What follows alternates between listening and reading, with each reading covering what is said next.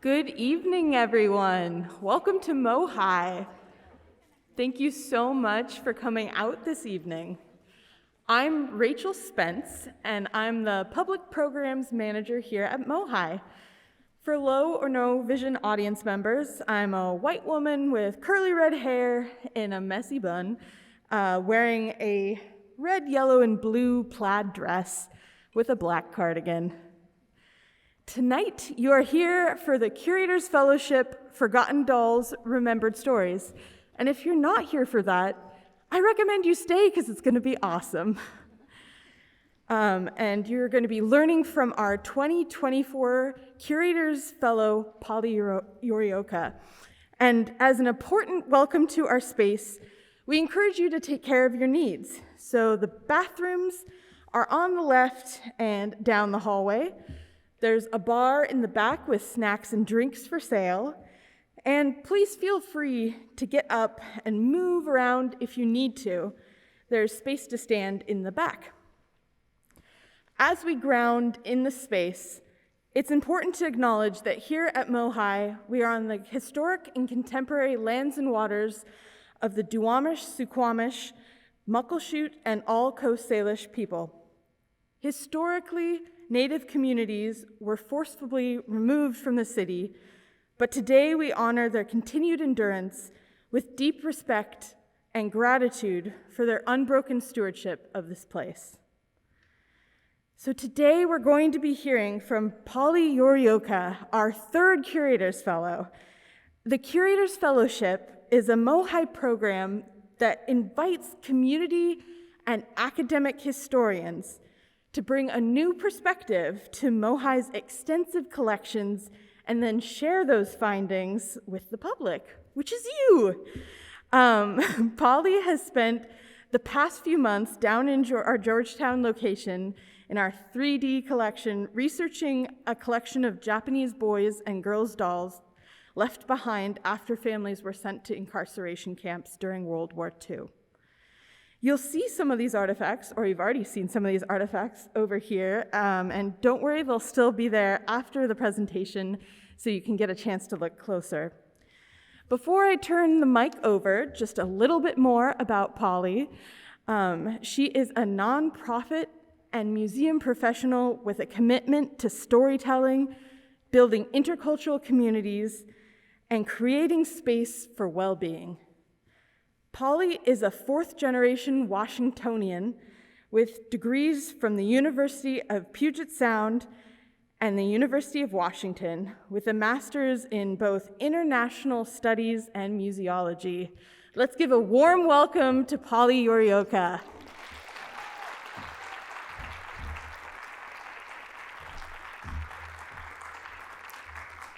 Good evening, everyone. Thank you so much for coming out tonight to Forgotten Dolls, Remembered Stories. Tonight is a culmination of a 6-month-long research journey. So this evening, I invite you to come alongside me in this journey, as well as going on a deep dive into the stories behind the Boys' Day and Girls' Day dolls in the MOHAI collection. These dolls were donated to Bailey Gatzert Elementary School here in Seattle to the care of Principal Ada Mahon at the time of the mass deportation of Japanese Americans to concentration camps at the onset of World War II. These dolls were never picked up by their original owners. In the 1970s, the dolls were given to the MOHAI to add to their collection. Today, it's been over 80 years since these dolls were left behind and forgotten. Tonight, my hope is that we can collectively remember and honor the stories of the people connected to these dolls.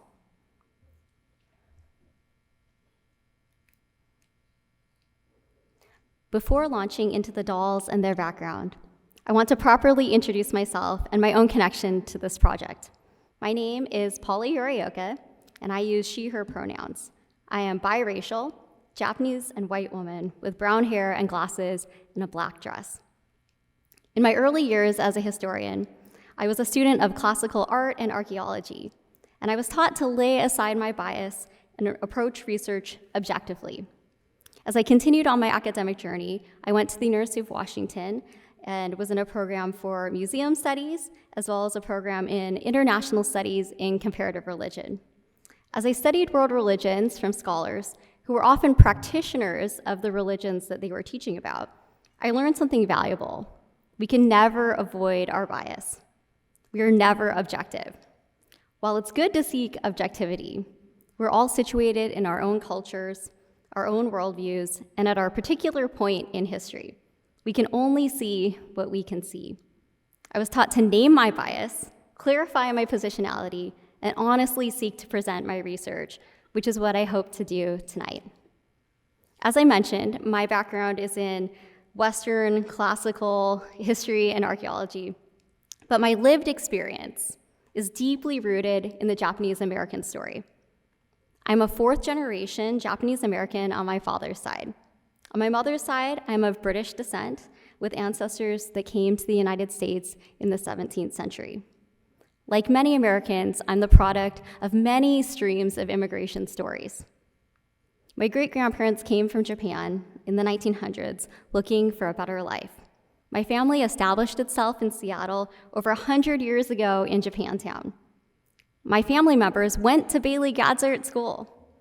And like all of the Japanese in Seattle, my family was incarcerated during World War II, the majority sent to Camp Minidoka in Idaho. Well, growing up, I was very close to my paternal grandmother, Phyllis Yorioka, who you can see in the photo.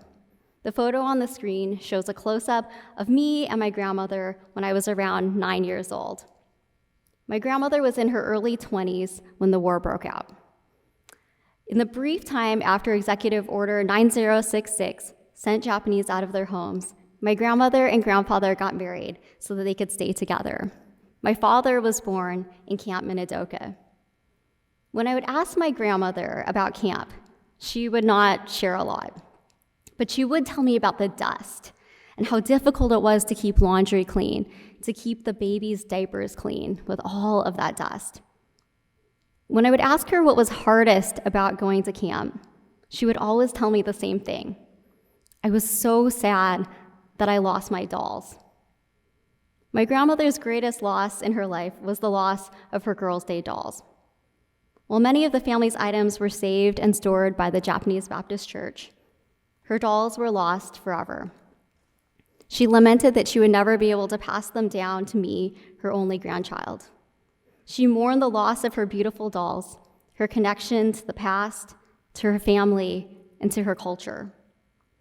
So when I learned that the MOHAI had sets of Girls' Day and Boys' Day dolls in their collection, and that there was an opportunity to research these dolls, I was immediately intrigued.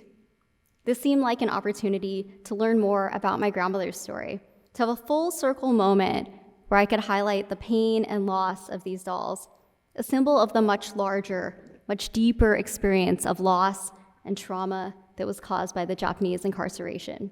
I wanted to research these dolls, to tell the hidden stories, and to publicly remember the past for the sake of our collective future.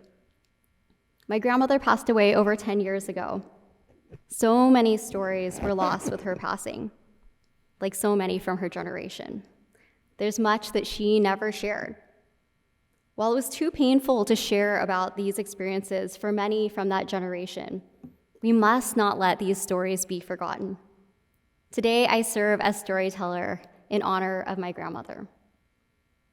But to be honest with you, despite my training as a researcher, I feel inadequate in many ways to tell this story. Like many others from my generation, I can't speak Japanese. This has been a source of shame for me, especially since I am of mixed ancestry. I've always struggled to feel Japanese enough or white enough. I didn't grow up celebrating Japanese holidays like Hinamatsuri, and I will probably pronounce Japanese words incorrectly during this presentation. So as I embarked on learning more about pre-war Japanese community in Seattle and learning more about Japanese culture, this has brought up a sting of what has been lost in my own family and in my own identity. So much has been lost. Now let's jump into the investigation. The journey of the Boys' Day and Girls' Day dolls is really fascinating in itself. They present a rather unusual story of being given to the care of a school principal, an elementary school, and then being passed on to the Museum of History and Industry. The way I will move through this presentation will follow the process of my investigation. I'm going to bring you along with me on the journey. So as we trace the story of these dolls, we will first look at the historical context and highlight what life was like for the Japanese American community in Seattle, especially for children, and then look specifically at the holidays of Boys' Day and Girls' Day and the meaning of the dolls in that context. From there, we'll move into understanding the significance of Bailey Gatzert Elementary, the impact of Principal Ada Mahan, and finally to ask the big question of whether we could find anyone connected to any of the forgotten dolls. As much as possible in this presentation, I will prioritize the voices of those who have experienced these things firsthand, to let them be the ones to share their own stories. Seattle's Japantown, or Nihonmachi, began in the late 1890s as Japanese came to Seattle to work in canneries, the railroad, or the logging industry. From 1880 to 1910, the Japanese population of Seattle grew rapidly, from around 200 to 5,000 residents, primarily as a result of the Chinese Exclusion Act of 1882. The photo on the screen shows a black and white photo of Japantown in 1919, looking down Jackson Street, showing signs for businesses. By the 1920s, Japantown stretched from what is now Chinatown into Pioneer Square. This was a bustling and vibrant community until the war. For children, life consisted of going to school, helping in family businesses, or participating in activities at the church or Buddhist temple. Outside of school clubs and regular activities, holidays were special events in the lives of Japanese children. The holidays they celebrated were a mix of Japanese and Western holidays. On the slide, there are two photos.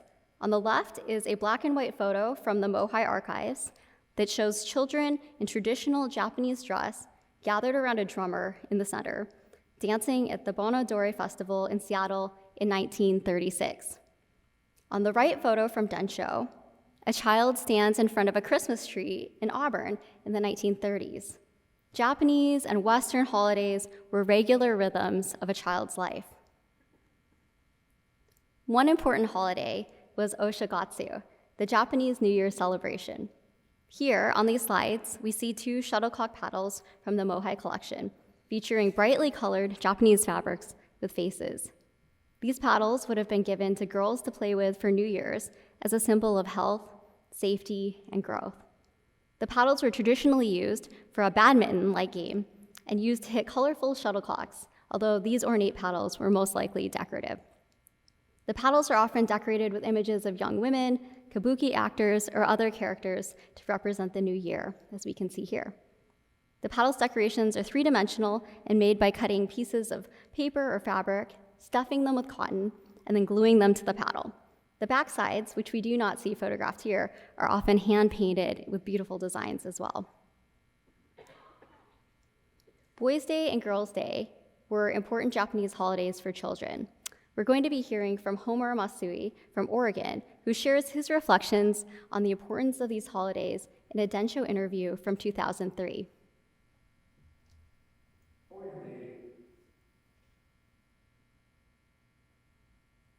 But Boys' Day was kind of important because boys in those days were considered more important than girls, so they'd have Boys' Days. And Boys' Days were supposed to grow up with manly virtues, you know, be bold and be strong and be brave and be smart and be everything, you know. And so they'd have things like, you know, have you ever heard of koi nobori?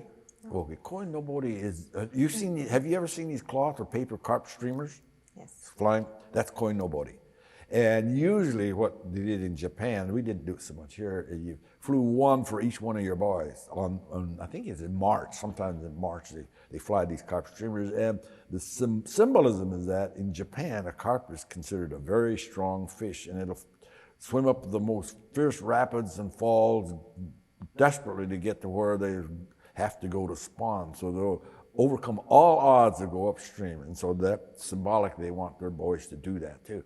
Another symbol for Japanese boys. They would have these very ornate samurai helmets. It's called a kabuto. And because they're pretty expensive, not all families could afford them. But if they couldn't, then they sometimes would make them out of paper, fake helmets. But that was important. And then probably more important from the Issei women's point of view was Hinamatsuri, which is Girls' Day.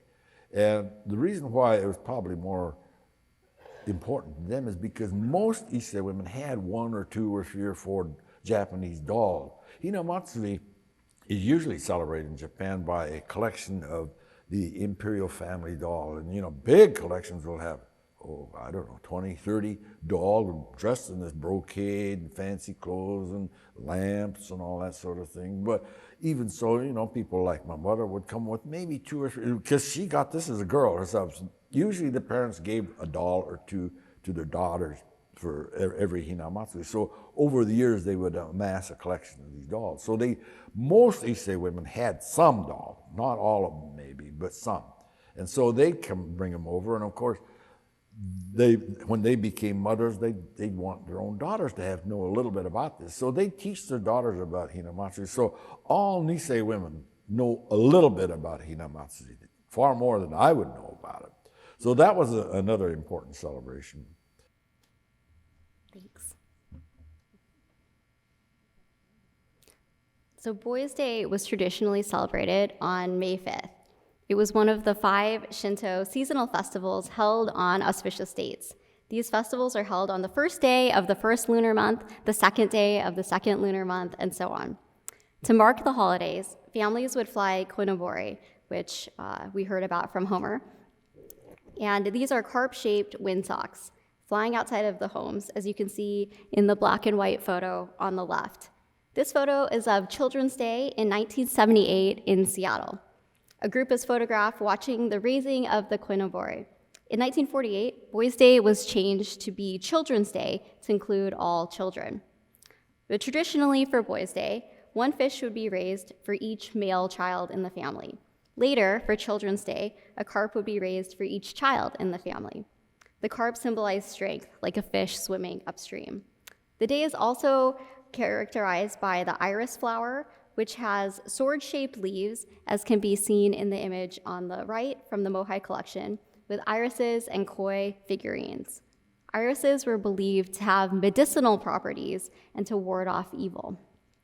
The festival has multiple names in Japanese, including Shobu no Seku, which means Iris Festival, Gogatsu, meaning the 5th month, or Tango no Saku, meaning the Horse Festival, because the 5th month is the month of the horse.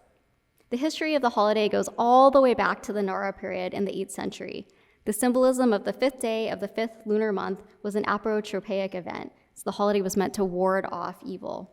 In the Edo period, the date was fixed to May 5th and was one of the Tokugawa shogunate's important annual ceremonies. The feudal lords would visit Tokugawa Castle for the ceremony. When a new heir was born, the shogunate conducted the ceremony and would decorate the castle with banners, flags, warrior helmets, and swords. And the custom spread to samurai families who would put up family crests and windsocks to honor military victories and pray for their sons. In the mid-Edo period, in a time of stability and peace, merchants celebrated Boys' Day for their sons. They were not allowed to decorate with warrior equipment, so they put up ornamental paper helmets and carp-shaped streamers. The koinobori were put outside of homes by merchants and hoped to give their sons health, happiness, and advancement. And these 3 images, all from the MOHAI collection. In the first image on the left, you can see a doll that is raising the carp windsock, which is also here on this table. The middle and right image are 2 close-ups of 2 of the carp from the collection. Since the Showa era, beginning in 1926, miniatures of samurai armor became more popular than samurai dolls. So this suggests that the dolls found in the MOHAI collection may be older, especially if they were dolls brought by the Issei generation. Here we can see 2 examples of samurai hero dolls. The image on the left depicts a warrior with a spear and a tiger. The image on the right depicts a crouching figure with a weapon. Inside the house, families would decorate samurai dolls or warrior helmets and place them in an alcove somewhere in the homes. These dolls typically depicted soldiers, great generals, legendary rulers, spiritual guides, and boy heroes. Animals were often included in the symbolism. Tigers were connected to Japan's relationship with Korea, or a white horse could symbolize the emperor. In the early 20th century, some dolls were made to represent contemporary generals and soldiers, including images of the emperor himself in military dress. Many Boys' Day dolls also represented heroic boys from legend, like Momotaro, the Peach Boy, as shown here on the photo on the screen. In the legend, Momotaro is found floating down a river in a giant peach by a childless couple. The child is a gift from the gods, and the boy goes on to fight demons. In the early Showa era, Momotaro was used to instill patriotism. In Boys' Day dolls, Momotaro is depicted as a child or adolescent boy. His face may be white, as is the case here, or flesh-colored. In the most early 20th century dolls, he has a banner reading Japan #1, as we can see here. He usually wears armor and may hold a peach, or his banner may have a peach on it. He may be accompanied by one or more of his animal friends, a dog, a monkey, or a pheasant. Here, Momotaro is shown triumphing over a demon. So for Girls' Day, or Hinamatsuri, was celebrated on March 3rd. It was also known as the Peach Festival, Momo no Saku. In this spring holiday, families would decorate their homes with colorful silk and paper or peach blossoms, eat traditional meals, or play special games. But the most important part of the holiday revolved around the display of the Hinamatsuri dolls. The two photos on the screen show the display of Hinamatsuri dolls from around 1940. In the photo on the left from Densho, baby Haruko Nagaishi is swaddled near a display of Hinamatsuri dolls in Seattle. In the photo on the right from Densho, a baby smiles from a high chair next to a Girls' Day display. Traditionally, families would make simple dolls out of straw or folded paper, put the dolls on boats, and release them into the river. The Hina Nagashi ceremony would cause bad luck to float away. The central focus of the Hinamatsuri is the display of the seated male and female dolls, which represent a Heian period wedding, but are usually described as the emperor and empress of Japan. The dolls are placed on red cloth, which may be as simple as pictures of dolls or folded paper dolls. More elaborate displays would include a multi-tiered doll stand of dolls that represent ladies of the court, musicians, and other attendants, with a variety of accessories. The number of tiers and dolls a family had depended on their budget. And as you can see here, there's a lot of tiers and a lot of dolls here.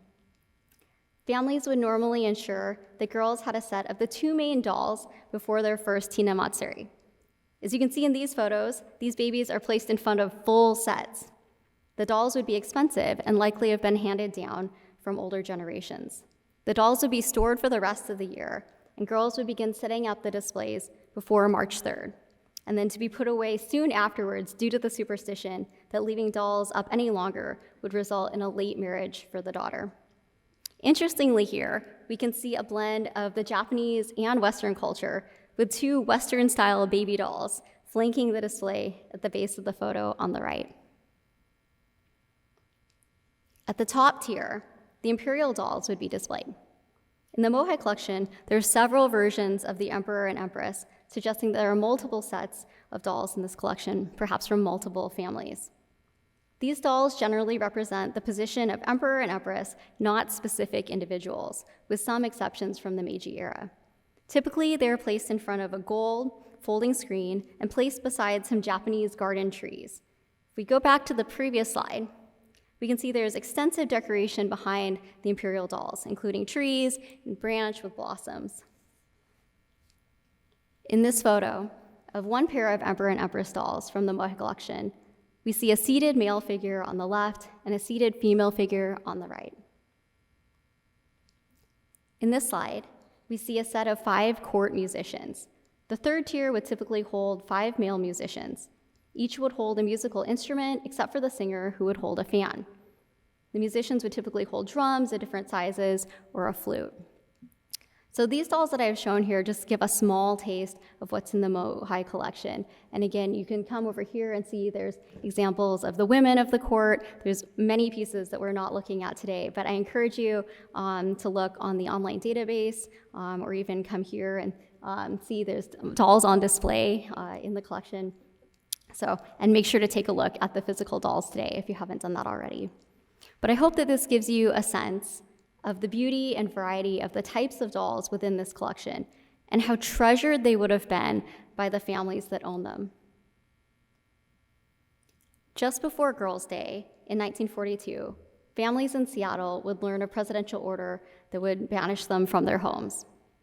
In the wake of the bombing of Pearl Harbor in 1941, the lives of the children and families in Seattle's Japantown would be forever changed by the unfolding of events. On February 19, 1942, President Roosevelt signed Executive Order 9066 that sent the West Coast Japanese into concentration camps. This sudden removal from their homes left the Japanese community scrambling to sell businesses or find places to store their things.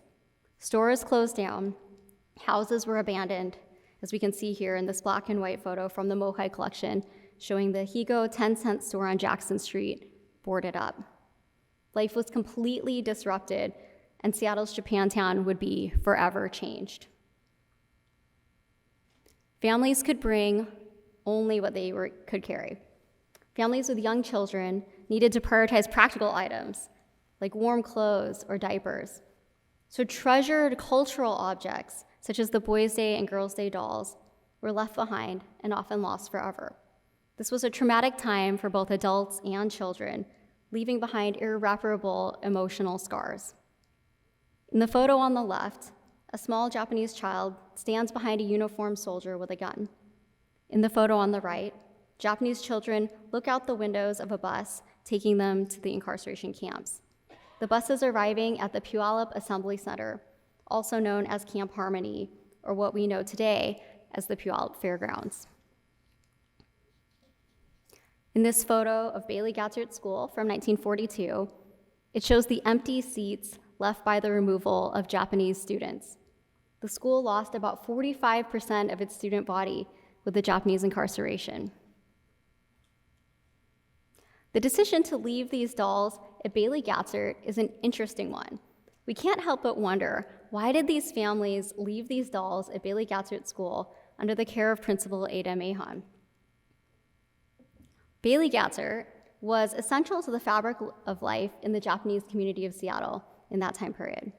All of the children in the community went through Bailey Gatzert and were deeply impacted by their experience at the school. As can be seen in this photo from the 1930s, Bailey Gatzert's student body was primarily Japanese. This photo from the Seattle Public School Archives shows hundreds of students standing in front of the school. Bailey Gatzert opened in 1921. The story goes that on December 21st, 1921, Principal Ada Mahon led a procession of her pupils and teachers up Jackson Street on a rainy day to the new building called Bailey Gatzert School. It was located on the same site as the Second South School and named for Seattle pioneer, businessman, councilman, and mayor Bailey Gatzert, who was the first Jewish mayor of Seattle.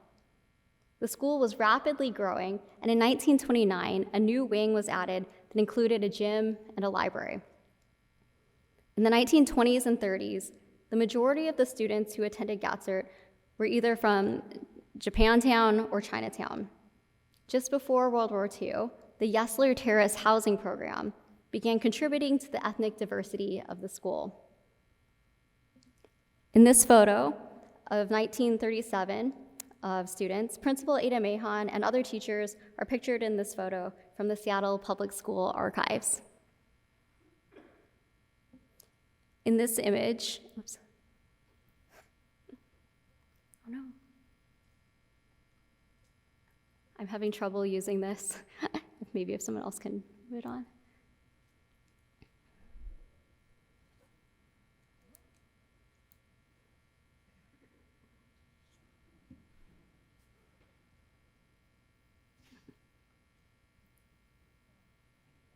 Yeah. Oh, perfect. There we go. Okay. Wonderful.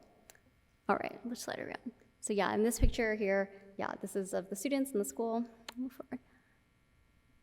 Here we see a picture of the color guard from 1939 with elementary school students holding the flag. Throughout my research, I heard story after story of former Bailey Gatzert students discussing the theme of patriotism, of learning how to be American at Bailey Gatzert. Much of this culture of patriotism was built by Principal Ada Mahon, pictured to the left of the flag in this photo here. Principal Mahon served as principal from 1921 until her retirement in 1945, impacting 2 decades of students. She is described as being Irish tough and proud, teaching her children to have the same tenacity and pride about being Asian, Native American, or Black. In the article pictured, Principal Mahon was quoted to say that no racial prejudice exists among our students. We like to refer to our student body as a little democracy. We attribute our success to the work of our Good American Citizens Club. Many of the stories about her in the Densho archives from former students recall her being very strict, but deeply caring about her students, making sure that they were fed healthy meals, and even teaching preteen girls about their changing bodies. Under Mahon's leadership, the school was deeply influential in developing a sense of patriotism and American identity in the Nisei students. To understand what life was like at Bailey Gatzert, I invite us to listen to the voices of former students who reflect back their experiences and life in the school. So first, we will hear from Shigeko Seisei as she remembers life at Bailey Gatzert in this Densho interview from 1998. We were all Japanese, so I think we ruled the school, really. And so all of our life, we never felt any discrimination. We would go to school together with friends, leave the school with friends, but they're all Japanese. We walked 2 blocks down from Bailey Gatzert School and go to the Japanese language school for another 1.5 hours. And so we're studying all the time.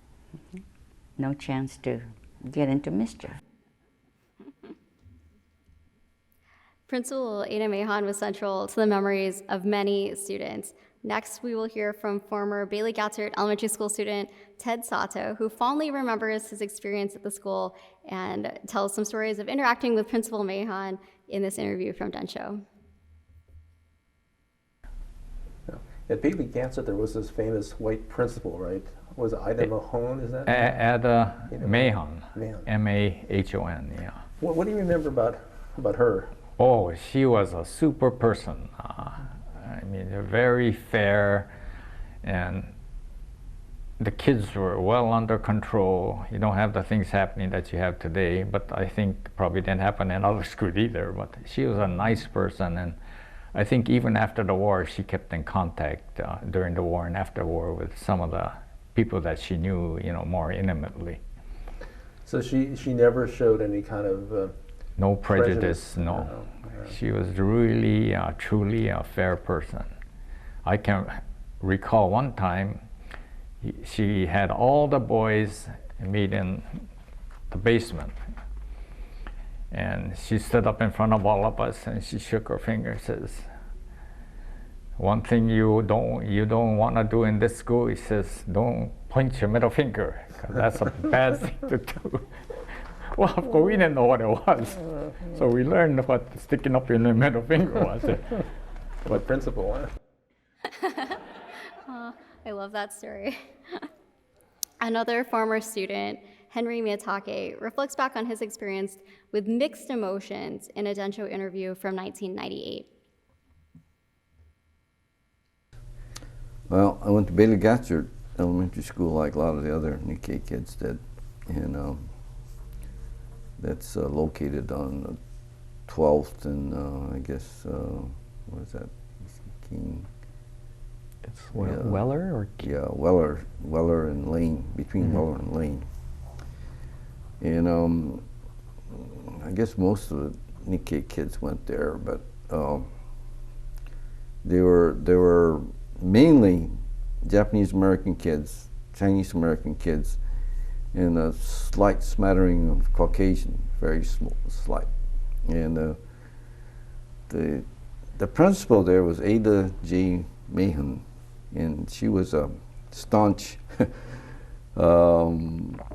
American in the true sense, you know, sang Star Spangled Banner and God Bless America, and we marched to the Stars and Stripes Forever and all the John Philip Sousa marches. And you march out of the school every day, you know, hearing this Stars and Stripes Forever and all this kind of indoctrinating us on how to become a good American, I guess. And she did a hell of a good job. In fact, she did such a good job that we weren't able to see the perspective of being Japanese American. We were trying to be so totally American that prevented us from looking at our parents' culture and truly reflecting on what we could gain by being both Japanese and American. And when you think about this indoctrination that you're talking about, it sounds like a large majority of the Japanese American kids went to Bailey Gatzert, so a large majority of them got the same indoctrination that you're talking about. Unfortunately, I don't think we knew we were getting indoctrinated, but that was what was happening. As I look back on the process, in fact, I was so indoctrinated that when we got through with the 6th grade, I made a speech that I couldn't, I guess from my viewpoint today, I thought, gee, did I make that crazy speech? But I made a speech about the future of Japanese Americans. And I had absorbed all the stuff that the principal had inculcated us with. And I was more like Mike Masolka at that time period. I hate to say that, but that's... Well, explain to me, what did you say in your 6th grade speech? Well, I said that America's the best place in the world, and the American democratic process was superb, and, you know, without comparison with any country in the world. Our future was as bright as it could be. You know, we have unlimited possibilities and potentials and all this kind of stuff. And the experiences of Japanese American students at Bailey Gatzert was complex, especially upon later reflection. What did it mean to be American, to be Japanese? For the majority of the Japanese American community, though, Ada Mahon was deeply respected. After her retirement, money was raised by Japanese families to send her on a trip to Japan, where she visited the families of her former students who are now living in Tokyo on the US military base. In the course of my research and communicating with Densho, I was directed to this photo of Principal Mahon on her visit to Japan in 1950. In this photo, Ada Mahon stands in the center with Japanese families to her sides. Much to my surprise, the unidentified people next to her on the left in this photo are my grandmother and my father as a small child. And as an aside, when I was trying to confirm that that really was my grandmother and my father, I asked my dad about this photo, and the first thing he said was like, oh, let me tell you about this camera in the photo, and he was telling me all these details about the type of camera. He still collects cameras to this day. In the midst of researching stories where so much has been lost, it was a beautiful and powerful moment to be able to identify the unidentified and to be able to trace a moment of my family's story to intersect with this research. My family, like virtually all other Japanese families in Seattle from that time, their story was deeply intertwined with the story of Bailey Gatzert and Ada Mahon. Considering the deep trust that the community had with Principal Mahon, it was not surprising that these treasured objects would be left in her care. In fact, this is not the only instance where families gave their dolls to a school. In a rare surviving journal entry from a woman in California, she shares that they left their Hina dolls with the school before they were sent away to camp. Her journal entry reads, March 3rd, Tuesday, sunny AM, weeded stalks. PM, we took our Ohina Sama dolls. The children said they would give the dolls to the teacher at the school, so we decorated them for today and gave them sekihan. We will burn the dolls' houses and all the decorations. Both Principal Mahon and the institution of Bailey Gatzert School were deeply trusted by the Japanese community, so it was natural to leave the dolls in their care. And this was not the only recorded instance of families leaving dolls at schools, as we can learn from this journal entry. So with this mystery solved, I came back to my final and most important question: can we find anyone connected to these dolls? During a visit to the MOHAI archives, I was given the honor of going through a thick file of papers recording the complete history of the dolls since they were given to the MOHAI in 1973. Throughout the tenure of the dolls' times at MOHAI, the dolls were loaned temporarily to be displayed at the Wing-Luke Museum. In a single printed email from 2001, I found what I had been looking for: a name, a reference to a family connected to the dolls. I snapped a fuzzy photo of the email to use to follow up. The email named a Masi Tomita, a member of the Yutani family. According to this email, the Yutani family name was on one of the boxes given to the school. So I finally had a lead. In 2001, Masi and her brother came to look at the dolls. They said that some looked familiar, but they could not definitively pick out anything that was theirs, because this was almost 60 years after the dolls had been left behind. To seek out a way to find the family members of the Yutani family, I turned to the best research tool out there: Family Connections. Asking around to various family members to see if anyone knew Masi Tomita, my cousin Alan Hoshino kindly got me in contact with Julie Tomita Denenholtz, daughter of Masi Tomita. Julie connected me with her sister Laura as well, and the two of them have so graciously worked with me to share some of their family's story. These photos were shared with us by Julie. The photo on the left shows her mother, Masi, and her uncle as small children. On the right is a photo of the extended family at Masi's wedding to Mas Tomita. So we finally had names and faces to connect with these dolls. Julie and her sister, Laura, have helped paint a picture of the Yutani family, their immigration story, their life in Seattle, and their journey into the camps and beyond. This summer, Laura graciously met with me on a Zoom call from Japan, where she shared about her family's story. We have the honor now of hearing the story of the Yutani family through Laura's memories, firsthand through this video.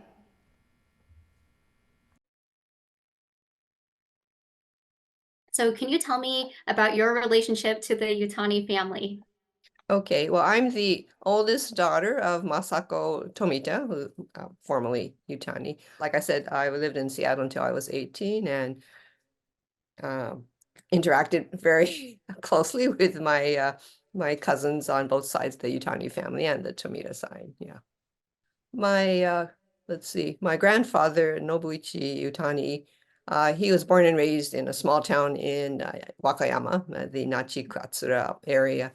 And evidently either his older brother or he and his father first went, the two of them, to work in the lumber camps in Washington State.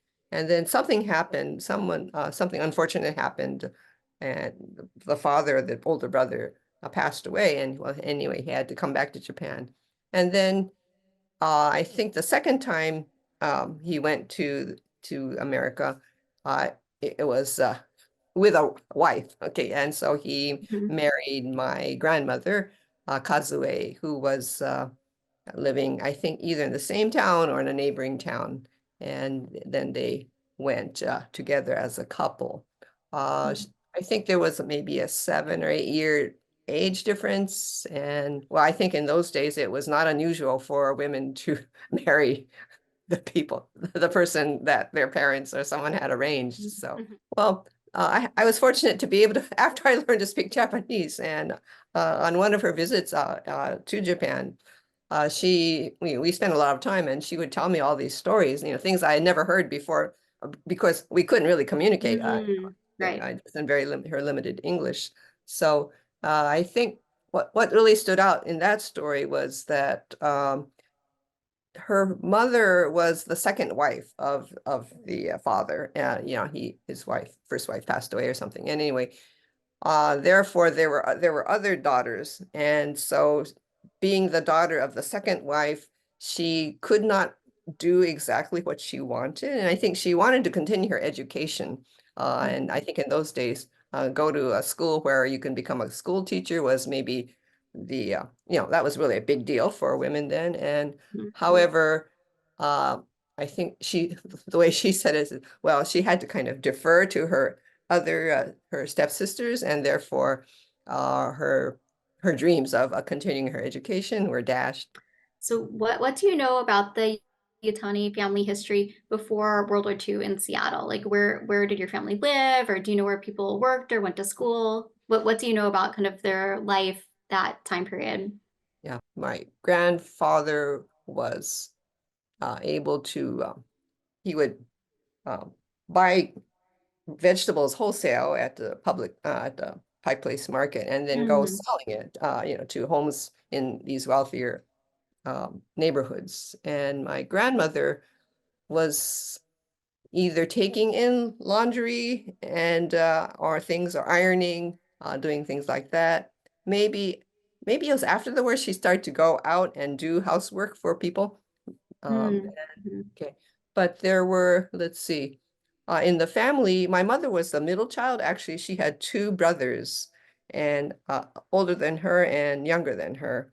But the older two brothers, when she was quite young, I think she said she was still a baby. So I imagine maybe a year old or so. The whole family went to, so it was the two brothers and her. They went to Wakahama, and with the purpose being to leave those her two brothers with her husband's family. Okay, they were going to be raised there. And then after returning to Seattle, then there were two other, she had two younger brothers. They were born after that trip. So, so at the time of the evacuation and imprisonment, there was three children, she being the oldest. Okay. Knowing other Japanese American like people my age and stuff, and we would talk about, I would talk to friends like, oh yeah, I went to Bailey Gatzert, but it never dawned on me that that my mother was also she had gone there. Yeah. And so to me it was someplace, it wasn't there was no connection to my family. One thing that struck with me was that before they went to camp, my grandmother said they put all what they could into my grandfather's pickup truck and rented a space with their neighbor. And she said they were German, German Americans. And in other words, please keep this for us in their garage or something. And they were lucky because when they returned to Seattle, everything was there. It was intact. That was one story that I remember. And actually, I went with my mother to one of the pilgrimages in 2012. And okay, anyway, so I thought I would learn a lot more. But then I realized how reticent my mother was about actually talking about things, this happened or that happened. But the few things that I learned was that my grandfather during camp, he was working as in the boiler room or something. And my grandmother worked in the cafeteria or something. So, so she was by then, I guess, a late junior high school or high school age student. So she obviously went to school there, but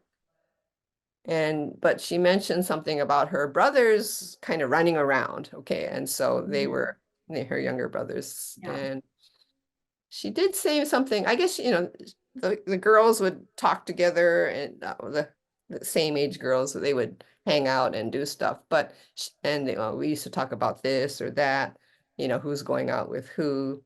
But she never really mentioned the actual living conditions or how she felt about it.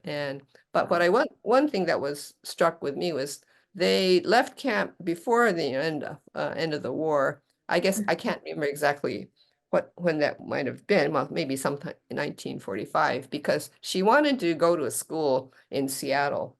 And so I think she graduated from Hunt High School, but she wasn't satisfied. I guess she didn't think that the education she got there was good, so she really Mhm. wanted to go to high school in Seattle, and I think she graduated from Garfield High School. Oh. So, Uh-huh. and um, one of the stories my grandmother tells me about, she told me about, leaving camp and returning to Seattle was that she went shopping someplace, maybe Park Place Market, and people wouldn't sell things to her. This was Mhm. the war was still on, Right. and that I can't imagine. So when I think Mhm. about that, well, that was very rather unusual in that, well, I know they were starting to let people leave, I guess if you had the Right. clearance. And I mean, the reason for them, I guess, was for my mother's education. So, Okay. but it must have been, when I think about it, yeah, really hard. And Yeah. hmm. Yeah. And so that was, for me, that's really stood out about their Mm. uh, Yeah. incarceration experience. They Yeah. left early. Yeah.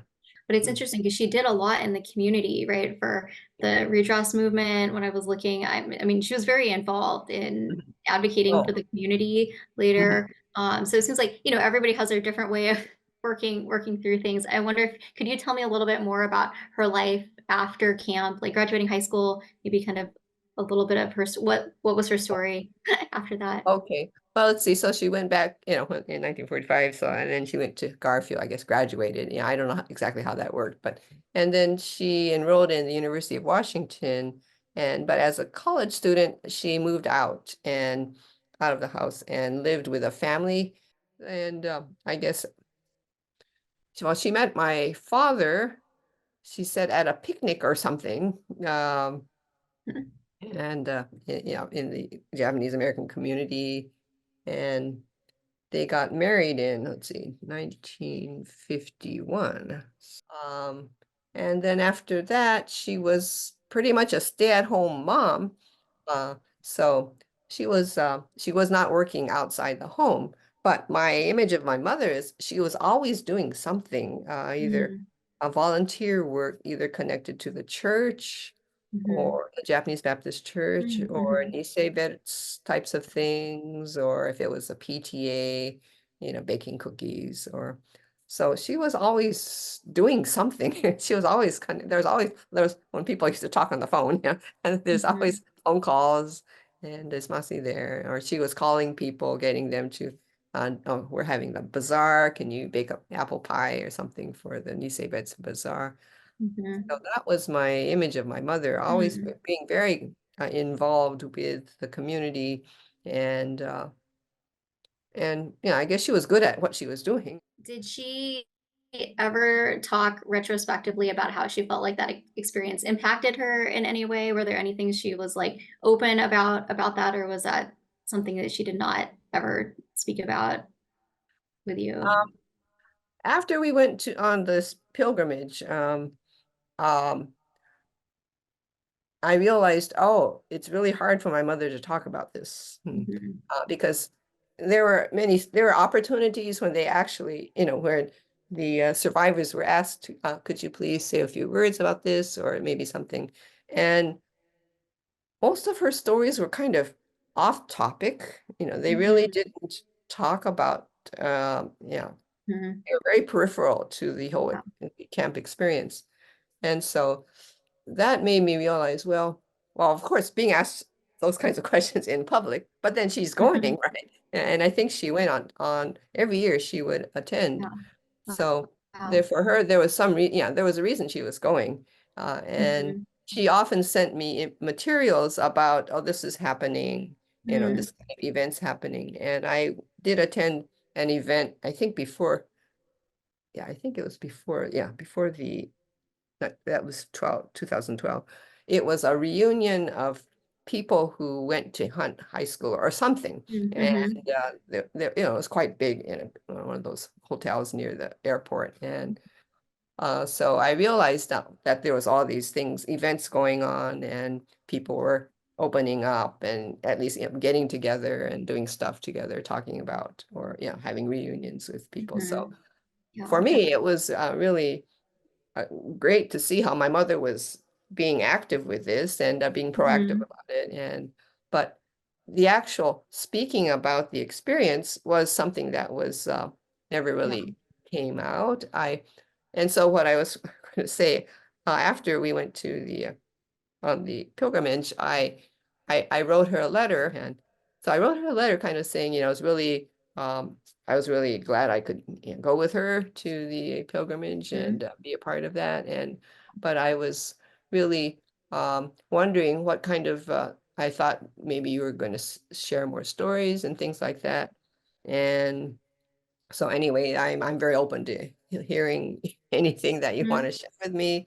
So I wrote that, I wrote a letter, and after that she said in words, okay, face to face, she said, thank you for your letter. Every time I go to on these pilgrimages, I can maybe shed a few tears. I can kind of go over back what happened. But for her, that was, but to talk about it or not was not how she was processing it. I think, in other words, she was saying, it's obvious she was there, she was going, she saw these people, hi, Masi, everyone knew her. But I realized that was, she was saying, okay, I appreciate your concern, and for us to having been there together, for me, of course, that was, really a huge moment. And then I think the following year, my other sisters, they went, or and so anyway, so I really didn't learn very much about her personal story of having been in camp. So Yeah. So when you think about these dolls, what do you think they represent, or what kinds of stories do you hope will be remembered in connection to them? okay. Well, I think it's funny. I live in Japan, and we don't have those kind of dolls. I think. The reason being is they take up a lot of room, and oftentimes we lived in very cramped spaces. But having this kind of connection with Japan, um, I imagine the family, the fact that they had those dolls meant that, they're really, you you would prepare a set of those kinds of dolls for your daughter, and she would take that with her after she got married. So I guess my grandmother, that must have been her dolls, and something that she really treasured, and as a reminder of how much her family had cared for her, and their hope that she would be able to, share that with her daughter. So, to me, it's a connection with the family and the importance of celebrating. Well, of course, there's a lot of different ways to think about, Girls' Day, Boys' Day these days. But the fact that there's, they're really special. I mean, even though we don't have one, when I go see exhibitions or things of it, they're really special. And my oldest daughter had a daughter. Again, being closed spaces, we actually gave them a ceramic version of just the prince and the princess, Noritake, that the famous company is in the area. So we had that made. But yeah, again, it's that feeling of you're really wishing for the happiness of the daughter, and so they carry that and they bring it with them, from generation to generation to me. So I would hope that kind of story would be understood by people, and so it's not just decoration. It's, you put it out just for that really short time, and then you put it away for the next year. So I think, it's very special, and I guess the loving care that is put into making sure that they're in good shape over the time. I think that's also important to remember too.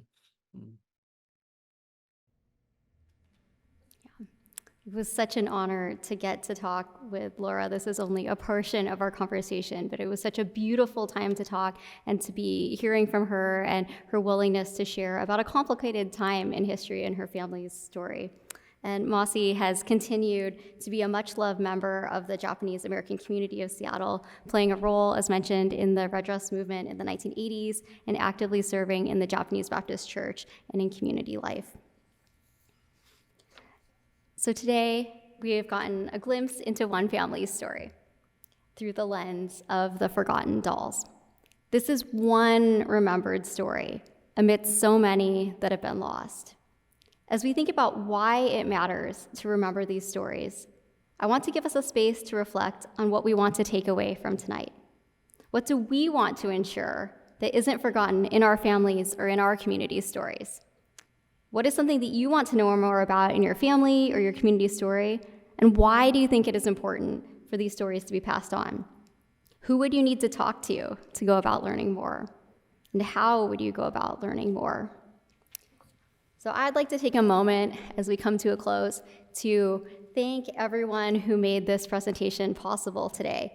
It has been an absolute pleasure to work with the MOHAI staff. Everyone here has been amazing, including Clara Berg, Anna Elam, Rachel Spence, Sorana Vance, and Aurora San Miguel, and many others. Thank you all so much. This presentation wouldn't have been possible without each one of them.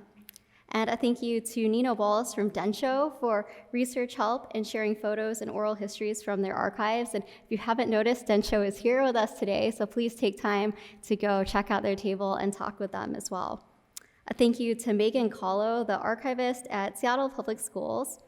A thank you to Alan Hoshino, my cousin, for making introductions to the Yutani Tomita family. And thank you, Lori, his wife, my cousin. Please pass that on to him. And a very special thank you to Julie Tomita Denenholtz and Laura Kusaka for taking their time to share family photos and to be interviewed and to be willing to just share so much about their family's story, which is a private thing, publicly, for the sake of us collectively remembering. So this was a really priceless gift to our community, and so I hope that you really were able to listen to their words. So as we close this time, I'd like to leave us with these final reflections from Laura Kusaka.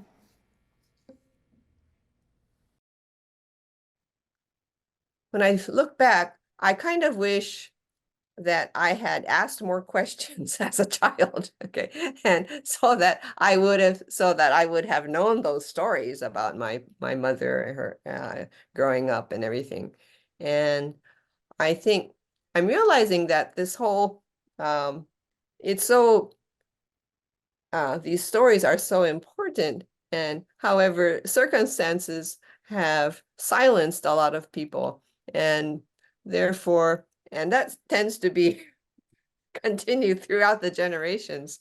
So I hope people will learn from this story that we really need to, even though sometimes these stories involve, very hurtful memories and things, that how to keep those channels of communication open, and so that even within the family, a lot is not known about what happened during, about immigration, about the incarceration.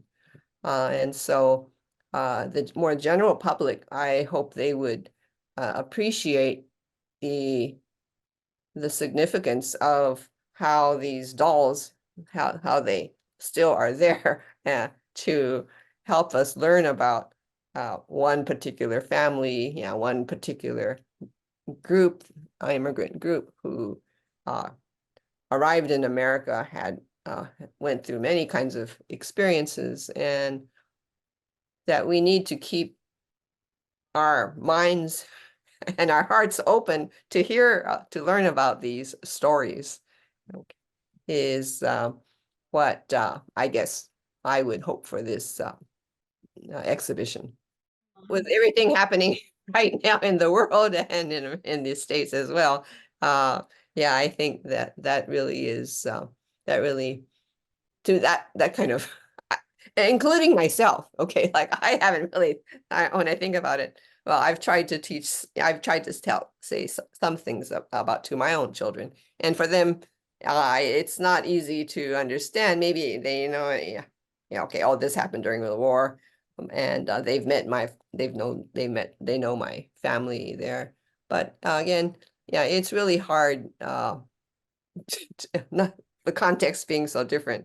And then there's all these things about, the US, Japan, and and things like that. It's can be complex, but I guess to keep it at a family level, individual story level, I think it's really important to do that. And I think this experience will hopefully help me tell more stories with my own children. Well, let's give a hand for Laura.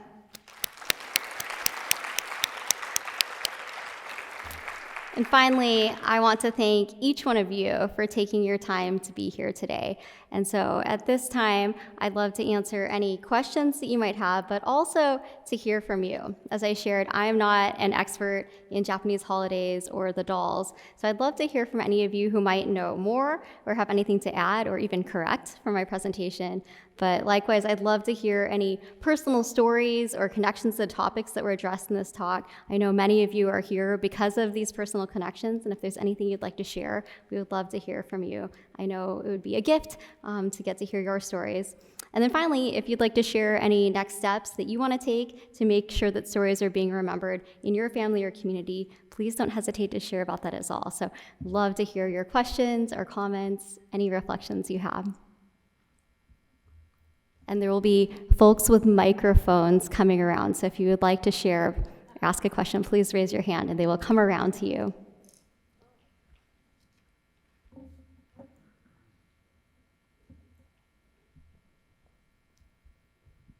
Hi, thank you for that very fine talk. You said at the outset that you needed to go down to the Georgetown repository to view these dolls. Is there anyone from the museum here that can give us some hope that these might be on display at some time? Yeah, I probably can't answer that. Claire, would you like to share anything? And we do have some on display, right? Yes. Yes, we do have some on display upstairs right now, too.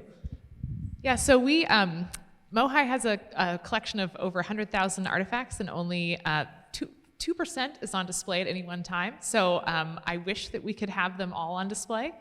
This collection of dolls is, off the top, I think around 40 or 50 items. So there's a couple that are on display all the time upstairs. And of course, we always would love to have an opportunity to get the whole collection out. But also, you will notice on some of the dolls that they are faded, that they aren't as vibrant as they maybe once were. We don't know how long. They might have been on display at the Bailey Gatzert school. They might have been on display long-term at MOHAI. So there's also, for the safety of them, as much as it would be amazing to have the whole collection out at all times, it also wouldn't be good for them. So that's why we have only a few out, and we might get them out for a special occasion like this.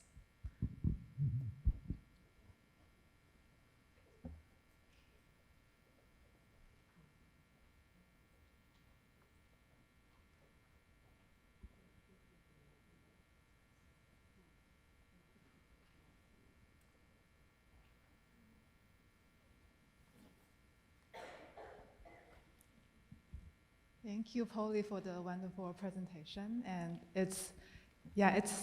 I can tell you put in a lot of efforts and trace back all the details to put the pieces all together. You're almost like a detective and helping us to go through the lens of different people. Thank you so much. And I remember you mentioned in the beginning that you don't speak Japanese yourself.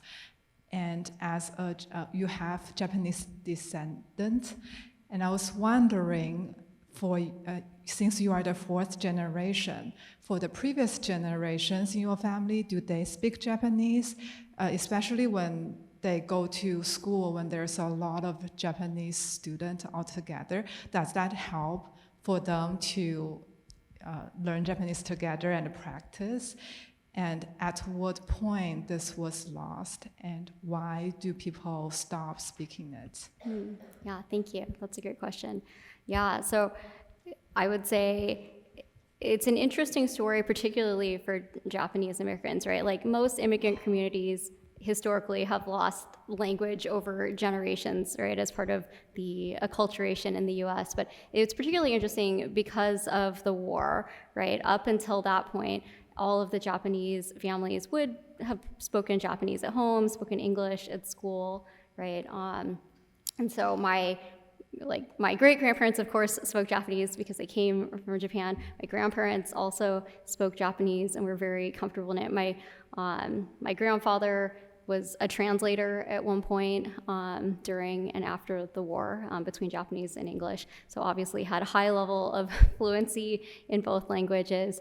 And then my grandmother, by later in her life, she could read some Japanese, communicate a little bit, but was not particularly strong in it. But I think the main reason my generation and almost anyone you'll meet who's Japanese American who was born after the war was that really people were encouraged to stop speaking Japanese, whether or not they were like actually told that, just due to social pressure, right? And this time to fit in, the desire to prove to be truly loyal Americans in the sense at that time, I think that was understood of speaking English and really conforming to general American culture was very high. I mean, it was shameful for families that were put through this experience, right, going into the camps. And so I think a lot of the families didn't want their kids to be discriminated against and really encouraged them to speak English. So I think there was a very significant break in continuing to teach Japanese to children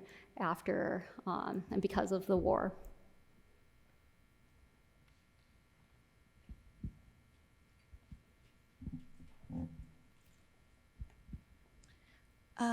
Thank you for your presentation. I wanted to ask you, as the researcher, when you came into this project, were there any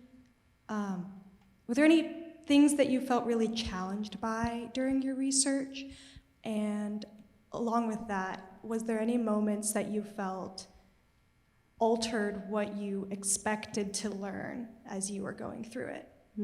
Yeah. I would say it was interesting. I think due to the nature of the topics, it was actually pretty emotional for me to do this research. You know, a lot of times when you're researching things about history, you can feel kind of neutral about it. But there were times, like, honestly, where I would just start to cry. It hit me in a way that was really deep, and it wasn't always predictable what would do that. Somehow just one particular story, one photo, one image would be deeply moving. And so I think I had to work through that. But I'm grateful for that part of the process. And I think one thing that really surprised me in the research was I was really surprised to hear anyone share negative things about Bailey Gatzert or kind of about the American indoctrination experience, because I think it's quite rare to hear anyone from that generation speak about that, even though perhaps we might hear about things and say, oh, that sounds like a very heavy-handed sort of patriotism that people are being taught. I think most in that generation did not ever come to view it that way. So I was pretty interested to hear some stories that where people from that generation actually recognized it that way. Thanks.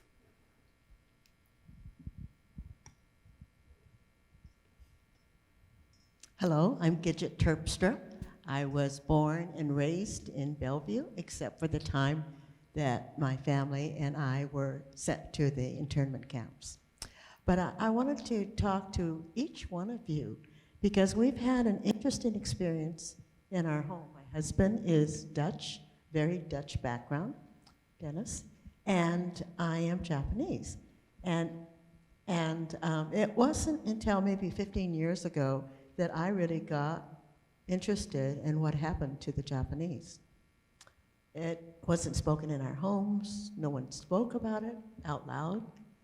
And so it's been kind of a journey for me also, Polly. But interesting enough, I'm a third generation. My husband's a third generation. And it's our grandchildren who is suddenly wanting to know the family background. It skipped a generation somehow. And now they're asking Dennis about Holland and the immigration stories. And unfortunately, those people are gone now that could talk to our grandchildren. So you never know. We're trying to dig up some information for them because obviously we want them to know about our family backgrounds and about the immigration to America and the opportunities and why we all live here, because we love it here. But anyway, that's just something for each one of you to think about too, as we talk about the history of the Japanese. Thank you.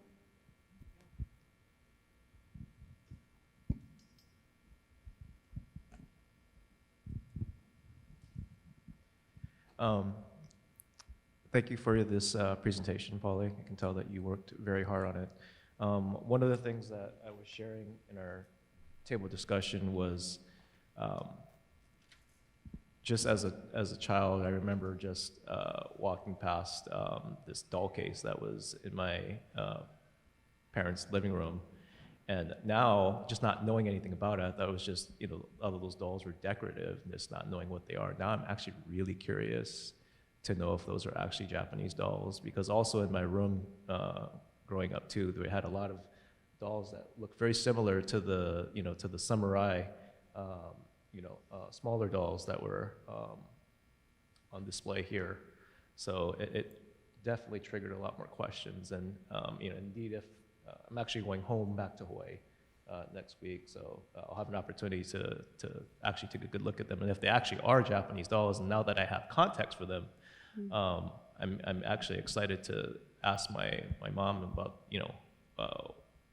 what those dolls meant for her, and what the story is behind them, because my mom is the youngest of 7, and she has 3 older sisters, so and yeah, I just don't know if those are how those are passed down from my grandmother to my aunties, and how they ended up with my mom. So I'd be very curious about that. So yeah, thank you. This is really awesome. I'm glad that inspired your curiosity.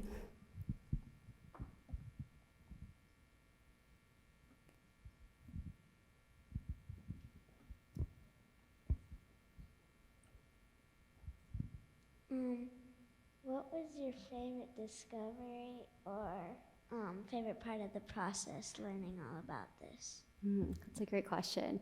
Yeah, I think the most exciting discovery for me was when I actually was able to connect with one of the families connected to the dolls, to actually get to talk to someone, right? To have a real, well, over Zoom. I was going to say a real flesh and blood conversation over Zoom. But getting to talk to a real person, because I had been studying so much about history and looking at these dolls, right? Like looking at these objects and looking at old photos, to actually talk to somebody living now who had these stories and was carrying these stories, carrying her mother's and grandmother's stories inside of her. Getting to talk to her was just so much fun.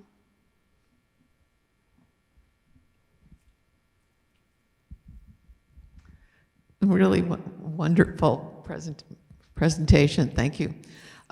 I've done some volunteering at Bailey Gatzert Elementary School, and I wondered if this story is part of the history of the school that's passed on to current students and faculty at the school.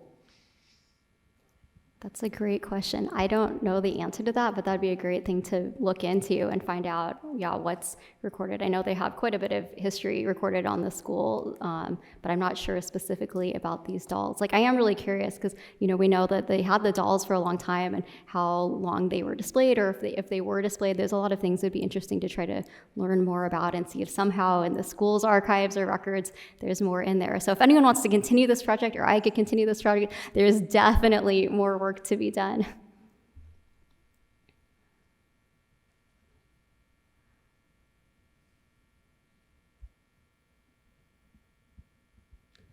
Last chance.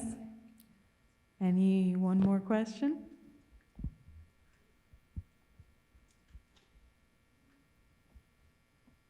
Well, thank you all so much again for being here. It's been so fun to get to hear from all of you, and it's been just a pleasure to get to finally share this research that I've been doing for months, and there's still so much left to learn. I feel like I've just done a small amount. So anyway, thank you so much for being here tonight. So grateful.